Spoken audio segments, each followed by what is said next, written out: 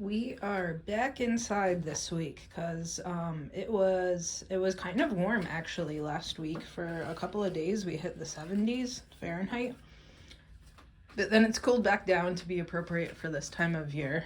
Like 50s maybe during the day and upper 20s 30s at night. So here are those cabbages that I really should have kicked out late last year, but oops. Or maybe earlier in January before it actually got cold. They are definitely etiolated. Oops. But I mean, they'll be ready to go out in like 2 months. I'm glad they didn't decide to really bolt or anything. I went through, and I don't know if I told you this last time or if you saw it. I went through and cleaned up a lot of the dead leaves because I was bringing my trash over to the dump anyway. I think that's a pulchra right in the middle there. Very handsome. So I cleaned up a lot of, those were some nice pictures. I cleaned up a lot of the stuff in here. Not necessarily inside the terrarium, but everywhere else. Actually, I watered inside of the terrarium finally. I don't know if you can see the water level on that Mindanaoensis, but, or Micramphora actually. Maybe I should dump it, but it seems happy enough sitting in there like that. Maybe I should cut off that dead peltata pitcher, but I try not to touch in there too much. The more I touch, the more it dies, right? So, cleaned up a lot of the dead leaves in here, left the half-dead pitchers, but if it was more than half dead, I cut it off and cleaned it up.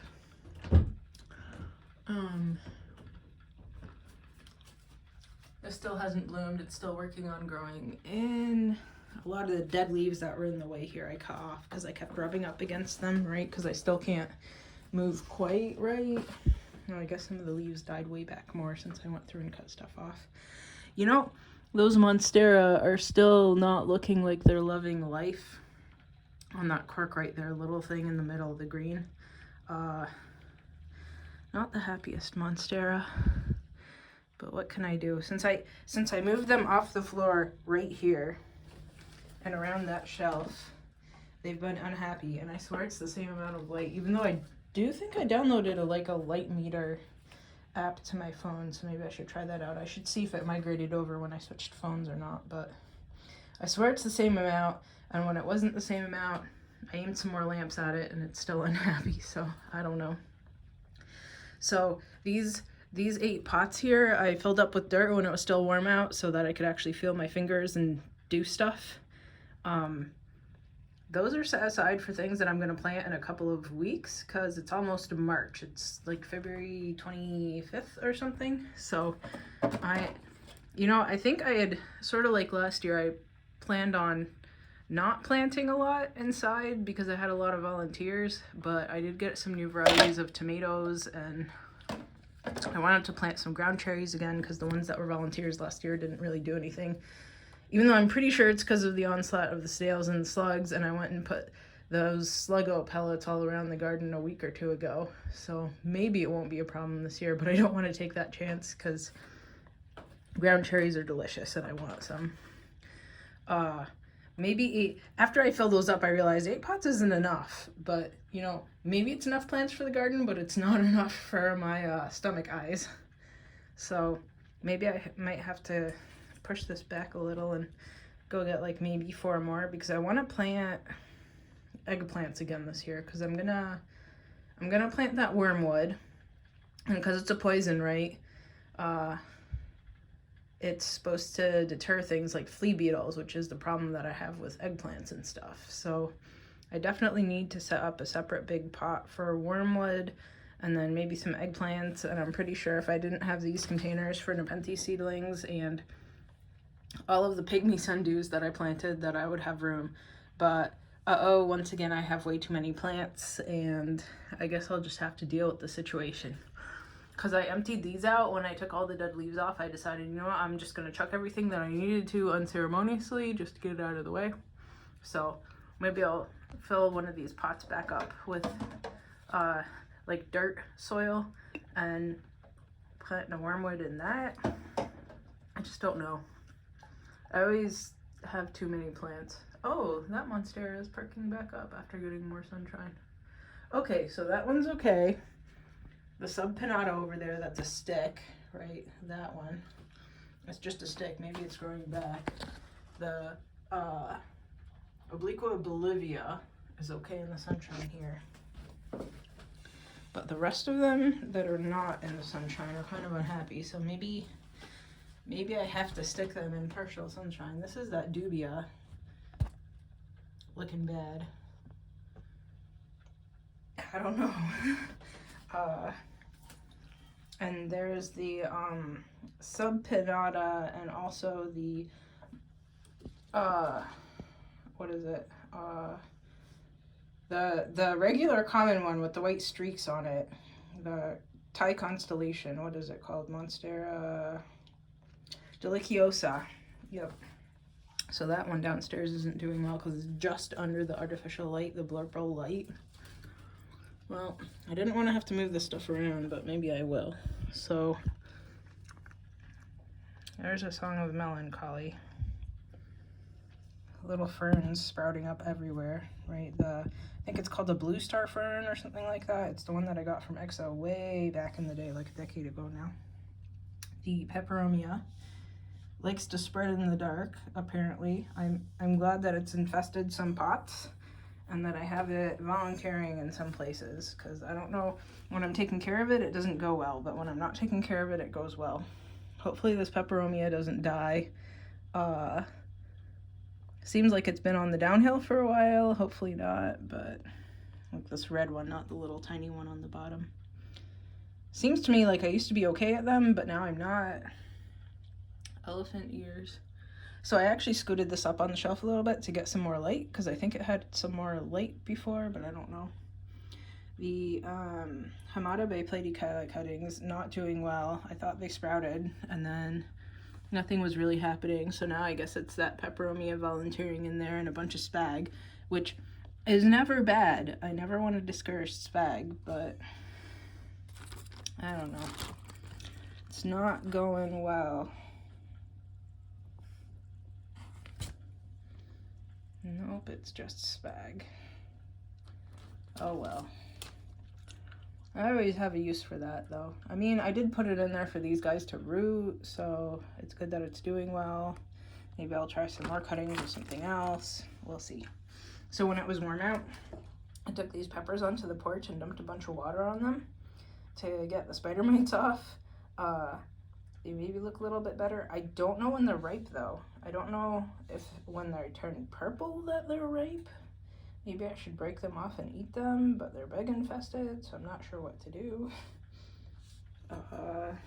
Wait, what's this one doing? Oh, it's just the flower kind of falling off. It's gross when you have bugs. This tomatillo, if it makes it, is going out in the spring. Same with that one that keeps blooming and is not getting pollinated because nobody else is blooming, because the other one that I planted in the pot, actually 3 other seeds that aren't growing in there right now. One of them actually sprouted, 2 others didn't even sprout. So that's that Queen of Malinalco big yellow one. It doesn't seem to do well. What else? Oh, here's Monstera, I think it's acuminata. This one's doing okay. It's not really growing, but at least it's not dropping its leaves. I guess that's good. What else? These seed pods are, come on, focus, are doing okay. Not dried out, so not ripened yet, I guess.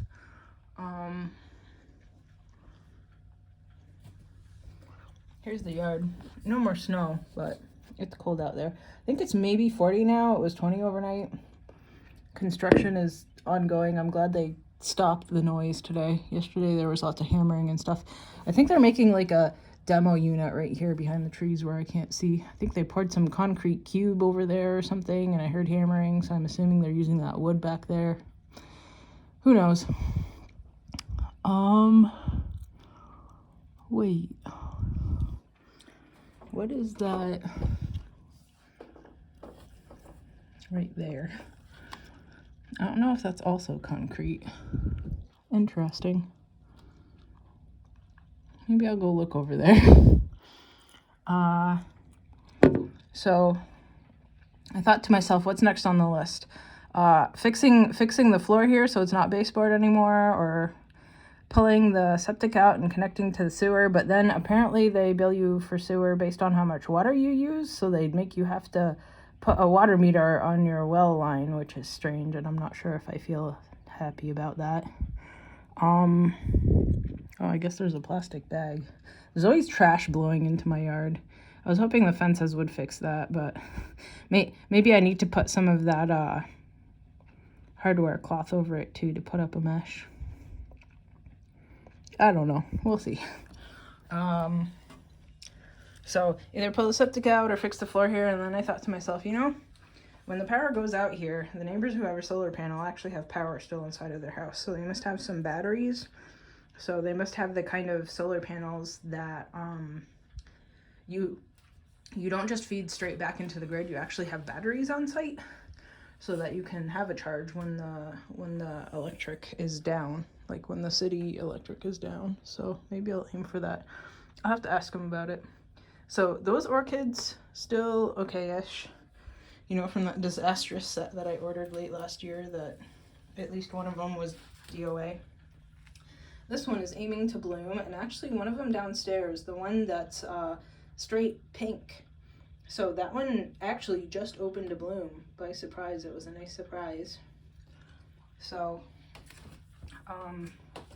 these empty pots here from pygmy dews that died, so I'm going to reuse that potting mix for when these seeds here are done to pot them up. And I'm going to put some pygmy dews on it too, because those guys rooting apparently make the nepenthes sprout too, so it'll be good. These pygmy dews still doing great. And I guess everything's okay for this time of year, pretty much. It definitely looks a whole lot less sickly now that I took off some of the dead leaves. So that's it for this week.